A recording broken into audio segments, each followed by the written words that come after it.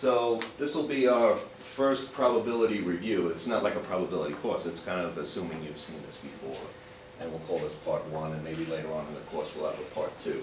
So as far as reviewing some concepts of probability, we could have a situation where, like, for example, the probability distribution for a roll of a dice.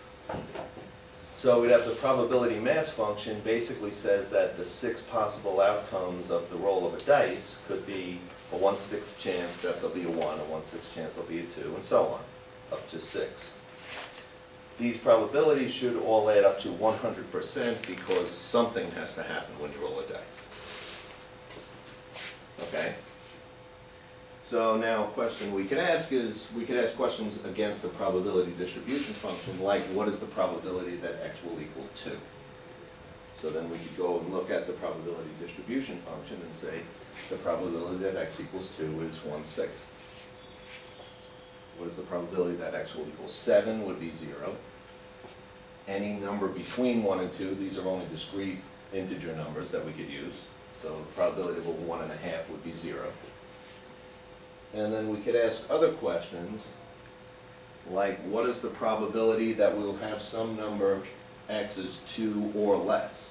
So that would mean we'd have to add up everything up to 2. So for example, what's the probability that it would be 2 or less? Sorry, would be the probability that it's a 1 or a 2. We'd actually go as far as negative infinity and then just add them all up until we hit the number we care about. This will make more sense. The idea of asking questions like from negative infinity up to a certain number would make more sense if this was not a discrete integer value problem, but a continuous one. Because then if you ask the question like what is the probability that it's exactly 2, if it, in a continuous case, is theoretically it's 0 because the limit as you go closer and closer to 2 would be 0. So you're asking questions like from negative infinity up to 2, or ranges on numbers. Okay, so then there's the idea of what is the expected value of a random variable. The expected value of a random variable would be the value of, it would be what you expect to come out on average when you run this event. The way you would calculate that is you would take the probability that the number would come out, the probability that x equals a particular number, and then multiply that by the value if it came out, and then sum those all up.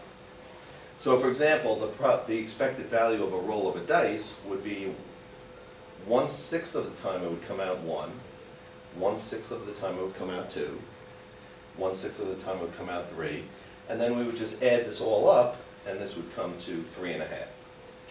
So the expected value for a roll of a dice would be 3.5, but you would never expect to roll the dice and see a 3.5 come up. So it's not expected like you are expecting that to happen, but it's the average of all the things that could happen. So then another interesting statistic, so that is now, so expected value, for example, is a statistic. A statistic is a bunch of information that gives you a picture of what's going on. Just like a baseball player, you could have statistics like, what's the batting average, how many home runs did they hit? There are different things that you look at and go, oh, I get an idea of what's going on here. So the expected value is a statistic. Another statistic is the variance. The variance of a random variable is defined, this will make sense shortly. The variance is basically defined as the expected value of an individual event minus mu is going to end up being the Greek letter we'll use to mean the expected value of the event, taking that number and squaring it. So for example, for a roll of the dice, mu would be 3.5, like we just said before. And then if we roll the dice, we would get, this would be like 1, 2, 3, 4, 5, or 6. And then this would be minus 3.5, and we take that amount and square it. So we're basically saying, how far away are we going to be from the expected value? Take that number and square it. And that gives us a statistic. The statistic is called the variance. So then we can take this x minus mu and then do some mathematics. That becomes x squared minus 2 mu x plus mu squared.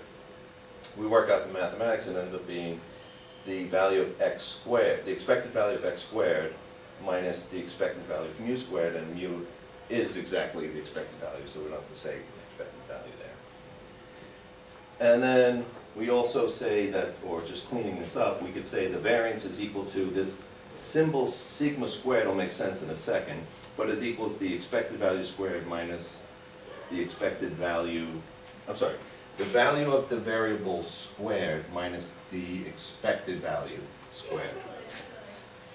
So what is the meaning of the variance? Okay, and maybe understanding what the standard deviation is will give us some more insight into the meaning of the variance. So the standard deviation, which is yet another statistic, is the square root of the variance. And generally symbolized with the Greek letter sigma. It is the expected value of how far away the random event is from the expected value. So it's how far, it's not the expected value, it's how far we expect to be away from the expected value. So that variance thing, which was a measure, we were taking that number, how far away we expect to be from the expected value, and squaring it.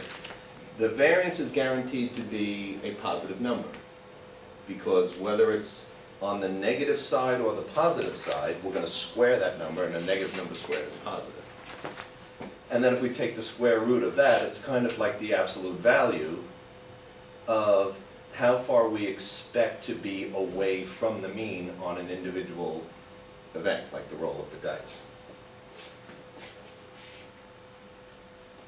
So we'll go with some examples just to get an appreciation of what the variance is and what the standard deviation is.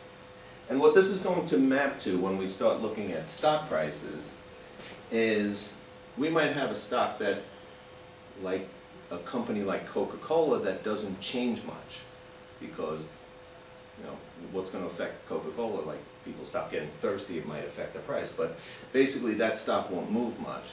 But other stocks could move very erratically, and we want to, when we're modeling something like what's the price of an option, we want to take into account how much it's moving around besides how much we expect it to go up.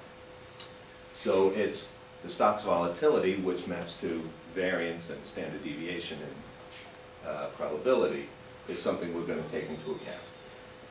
But just to get an appreciation of what variance and therefore the standard deviation, which is the square root of the variance. Let's take a random variable that always comes out 50. Every time the event comes out 50. Maybe it's a dice that has 50 on every face and you roll it, and it comes out 50 every time. So now the question is, what is the expected value? Typical statistic we ask, what is the expected value? The expected value would be 50. What do we expect the variance to be? Well, the variance is going to be the expected value. It's the thing we will get squared minus the expected value squared. So this would end up being 2,500 minus 2,500, which is 0. And note that this does not vary at all. This never varies. It always comes out 50. So the average is 50, and it never varies. It's always 50. Since the variance being a number that must be non-negative, a variance of 0 means it's not varying at all. A high variance is somehow an indicator to you like that it varies a lot. Kind of like a home run hitter could have 0 home runs or could have a lot of home runs, but you'd have to know what's a lot to know that this number is a lot. So the standard deviation would then be the square root of 0, which is also 0. Now I'll take 2 more examples where the mean keeps coming out 50, but the variance changes. So let's say we had a random variable where the outcome is 40 half the time and 60 the other half of the time. What is the mean value in this case? What is the expected value? Half the time it's 40, plus half the time it's 60. So 20 plus 30 is 50. So the expected value, just like the last one, is 50. Now what is the variance? Half the time, 40 squared is 1,600, and half the time, 60 squared is 3,600. We take this thing, and that is the expected value of the random variable minus the expected value of the expected value of the expected value squared. So this would be 50 squared, which is 2,500. So you do the math and you end up with a variance of 100. So that's basically a statistic saying with a magnitude of 100, how far away we expect to be from the average of 50 is captured by this variance of 100. The standard deviation would then be the square root of the variance. So the standard deviation would be 10. So the standard deviation, and I don't know if it might have been better if they called this the expected deviation. That might, I don't know, I think if I was around in these days, I would have called it the expected deviation, not the standard deviation. But it's basically saying you can expect, when one of these events comes out, you can expect to be 10 units away from the mean. And in fact, in this case, because I just made the question, something we could see with our eyes, will always be 10 away. You're either going to be 40 or 60, which will always be 10 away from the expected value. And then if we had a more erratic event, very similar, but the average is going to be 50 again, a random variable that comes out 0 half the time and 100 half the time. Once again, this will average to 50. Half the time it's 0, half the time it's 100, therefore the expected value is 50. But how much it moves away, how much on average we are away from the expected value has grown. Half the time, when we go to calculate the variance, half the time we're 0 away, and half the time we are 100 squared. 100 squared is 10,000. So then we take the 5,000 minus the expected value squared, which is 2,500, and 5,000 minus 2,500 is 2,500. And then if we want the standard deviation of this, or what I would call the expected deviation, we would take the square root, which is 50. So in this case, we can expect to, on average, be 50 units away from the average. So the expected value is 50, and then we can expect, on average, we will be, if we randomly roll the dice, or whatever this thing is, if we randomly did an event, we can expect to be, on average, 50 away from the average. Okay, and then just as an example, the variance on the roll of the dice would be the values of the dice squared. So 1 squared, 2 squared, 3 squared, 4 squared. Add these up, divide by 6. Minus the expected value squared would end up being 2.92. So on average, you'll roll the dice. The expected value would be 3.5.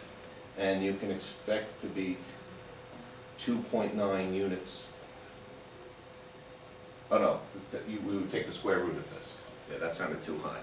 Whatever the square root of this would be, that's how far we would expect to be away from 3.5 on a typical roll of the dice. So a cumulative distribution function is one, like we said, where we are just going from negative infinity up to a particular number.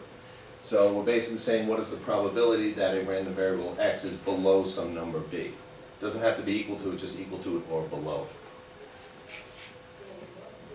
So for example, we could say, like for a dice, we could say b is 4, and then say what's the chance the event coming out will be 4 or less. So properties of a cumulative distribution function are the function is non-decreasing. So obviously the more you go to the right, the more likely you'll be in that group. From negative infinity to that number grows as you move more to the right. When you go all the way up to positive infinity, the probability that you'll be at positive infinity or less is going to be 100%. The probability as you go to negative infinity, the probability you'll be at negative infinity or less will be 0. And then if it's right, right continuous. So those are just some basic properties of cumulative distribution functions. Then a couple of famous random variables would be the binomial random variable.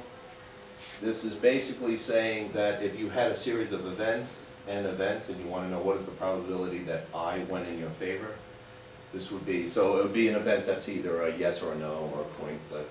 And it said, like, if I flip the coin 20 times, what's the probability when 8 times heads and therefore 12 times tails? You put a 20 here and a 12 here. This is the probability that you had a heads, therefore 1 minus p is the probability that you had a tail, and you calculate that.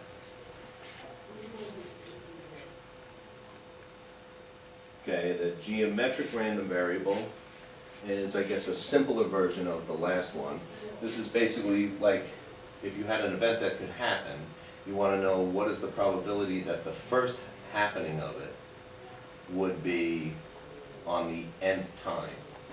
So basically, if you wanted to say, like, how many times would I have to flip a coin to get my first heads, you'd have to have so many tails first, and then on the nth try you'd have to have a head.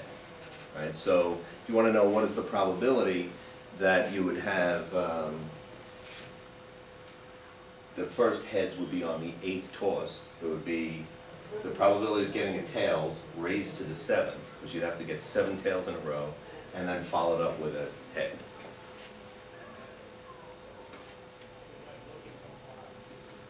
Okay, the Poisson random variable ends up being as a parameter for the average of, the frequency of how often something happens. So probably an analogy for this would be like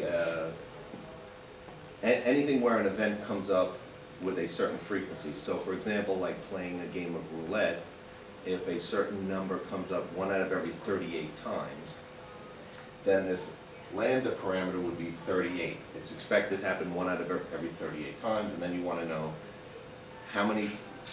what is the chance it will happen within the first 10 times. So then you'd set x to 10, and then the parameter being 38, and it'll tell you what's the probability you'll have a win within so many spins of the wheel. And this is named after Poisson. Some of these distributions are named after people, and some are just names that might fit what the distribution is doing. Okay, so then a continuous random variable. This is not the case like we did with dice, where the outcomes can be integers 1 to 6. This would be continuous, a continuous function. So the probability that x is, now we start asking questions for continuous cases. We don't say what is the probability that x is specifically equal to a number, but we can only really say what is the probability that x is between two numbers, because we're going to end up using integration and adding up numbers. So now we're saying what is the probability that x is contained in a range b. And then we would integrate over the interval of b, whatever the function is, and then add that up. So it would be adding up the area under the curve. So the function f would be a function that is defined from negative infinity to positive infinity. Its area is always above or equal to the x-axis. It never goes negative. And then if we integrate it from one point to the other, we get, the area under the curve from negative infinity to positive infinity would be 1. So that would make it a probability distribution function. And if we integrate it from one point to another point, that would be the probability the x value is between those 2 points. Okay. So an example of a random variable would be a uniform random variable. This is one where we're going from the number b to the number a and saying between those 2 points, the probability of hitting any point between a and b are exactly equal to each other.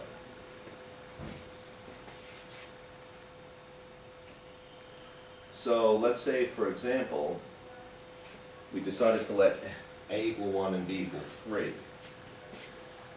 Then the random variable would basically, we'd be saying that 1 divided by 3 minus 1, 1 divided by 2, our function would be from 1 to 3, it would be a straight line with a height of a half. So it would be a rectangle. The x-axis would be from 1 to 3, and the top of the function would be a half. And so the area of that region would be a half times 2 would be 100%. And then if we wanted to know what is the value, what is the probability that if we ran this random event would be, let's say, less than 2 or lower, that would be half the box. So that would be 50%. So the way, what we would do, following this idea, that we would integrate the function and then evaluate it over the interval of b. In this example, we would say, I'm going to take my function 1/2. This is the 1 divided by b minus a, 1 divided by 2, and we'd integrate it. And that would come out to be x over half plus a constant. And then we could say things like, the probability that f equals x is equal to 0. The probability is 0 if x is less than 1. If x is less than 1, it's not on this rectangle. And obviously down here, if x is greater than 3, then the probability we're somewhere between -infinity and 3 would be 100%. Because once we get past 3, it's 100%. Now between 1 and 3, we go from 0% up to 100%. And that would be this middle area. It would end up being the function that we got minus the half, and that's valid between x equals 1 and x equals 3. So when it gets to the point where when x is 1, it would be a half minus a half, which is 0. And when it gets to the point where x is 3, it's 3 over 2 minus 1 over 2, which is 100%. So as x grows between 1 and 3, this grows linearly and tells us what our probability would be.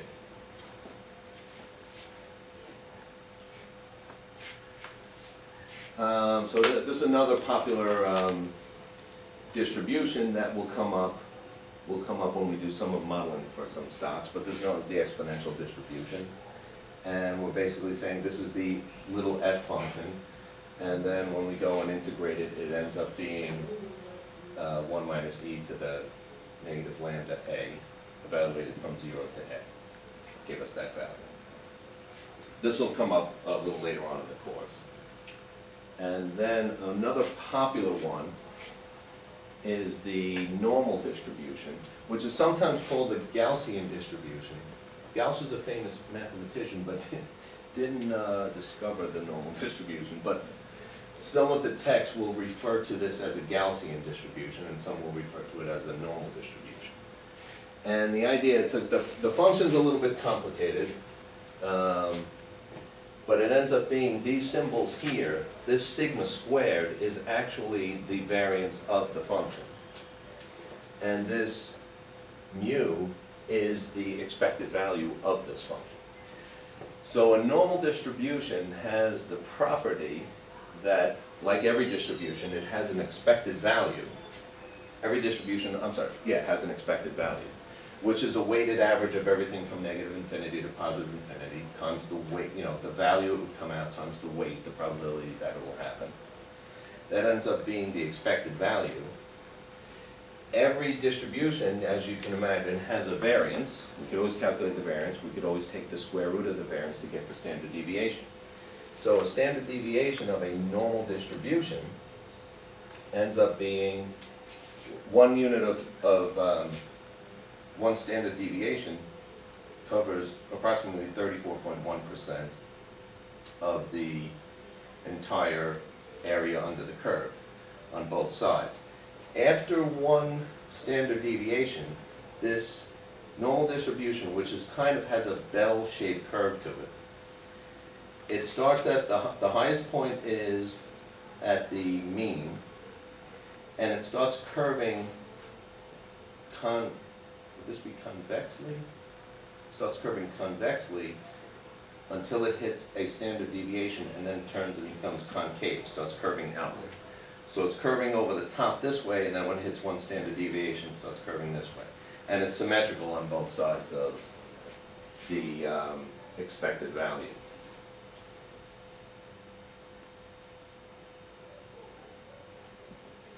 Okay, so, and the I don't know if you remember, there's a thing in probability called the central limit theorem. And this will come up in when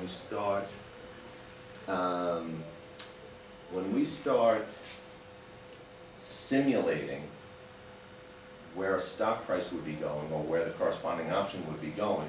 We want to go and get some random variable. We're going to generate, because stocks prices move randomly. So we're going to take a random variable and then look at its result, and then take another random variable and look at its result, and maybe we'll start adding random variables together. But does anyone remember the central limit theorem? Like in a one sentence, what? Have you heard it? Central limit theorem? Okay. No? Okay. Get it? But okay. What ends up being, and this ends up being a pretty interesting thing, it basically says if you take any other distribution, like the uniform distribution or the exponential distribution or Poisson distribution. If you take any distribution, all distributions kind of have the same thing. They have a mean, they have some variance. Values come, not necessarily always true, but half the time they're less than the mean, half the time they're greater than the mean. That's not 100% true, because you could be very heavy near the mean on the left side and then have a distribution that's way out on one side. So it's not necessarily true that, what I'm saying is the median and the mean are not necessarily the same thing. But they all have a mean, and they all have a variance, and depending on the distribution, you're just basically taking this curve and stretching it into different shapes. That's every distribution function. The central limit theorem says that if you take any distribution function and run it enough times and add the totals on top of each other, they will eventually start to look like the normal distribution, which kind of intuitively makes sense. Like, for example, that one we did before, where we had from 1 to 3, we had a distribution of a half. If we took one event, then a second event, then a third, if we took a lot of events, like 100, and averaged them together, wouldn't you expect that the average would be getting closer and closer to the middle? The idea that we'd have like a very low number for an average of, say, 100 events would not, it would be more likely the average would be near the middle. The middle in that case was 2, right? It ranged between 1 and 3. So if we were to draw a curve of what the average of, say, 100 of them would be, the average of a large number of them would start to look like this. We'd expect to be closer and closer to 2. It's possible we could be way over by 1. It's possible we could be way over by 3. But that would mean we keep getting like a lot of 3s and 2.8s and it's possible, but not as likely. So the central limit theorem says that if you took any random variable and just ran it enough times, it starts to become like the normal distribution. And what we'll be doing in the course is, it's a popular mathematical model to take, if you're trying to predict the stock price, to take its current value, run a, so whatever the current price of a stock is, what do you expect it to be a little while from now? You would expect it to be near what it currently is, with a little maybe a plus or minus to it. So if you wanted to simulate that, what would you do? You might take the current price, randomly run some normal random variable, come up with a new thing. Maybe the stock price went down a little. Maybe the stock price went up a little. Once in a while it could go way down, and once in a while it could go way up, but usually it doesn't move too much from the current price. And then add that to the current price.